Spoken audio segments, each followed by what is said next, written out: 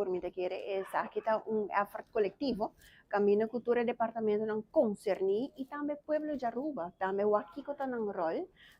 lo que binilante hoy mainta eta reunião caminho ku aponenos realizar cultura cidadano na Aruba também tem compromisso com a isla caminho ku nang também tem o wak para a família ta proteger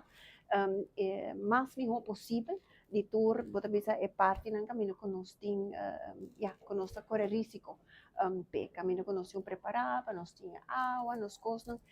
pouco a pouco para não chegar no momento que algo por apresentar caminho que tem um risco e aí nós estamos em situação caminho que tour nos vorada no qual que tem para full isla tá guardo acabado em tempo curtico lo qual que nós vai na diferente outro isla que men tour essa aqui não é importante para nós também como político por comunicar essa aqui também com o povo de Aruba. Hopidianos na birawak, que o governo também hasi para nós, pero nós temos que compreender que os afresamheid está custo hopi importante. Me acorda na Juni também nós temos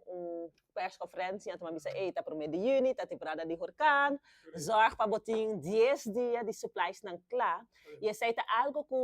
hopi na Aruba nós take for granted, mas sobre kasi nunca nada não tá passa.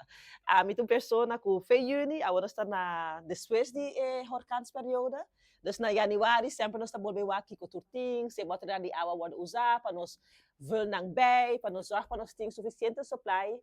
in-house para 10 dias. Dus tá algo que mais preparado para promeco e crisis, e aí você acaba com o supply na caminho. CMO tem sua begroting, dus tem seu budget, sowieso nós está contrando o governo para alocar específico fundo. Para sobrar no saco, nós temos surplus, no saco tem a placa de reserva, pero como zorg para botar na lugar, mesmo que o serva bom mesmo tem fundo de emergência, e aí você saco qualquer coisa passa, botar nele claro, então está no seu lugar.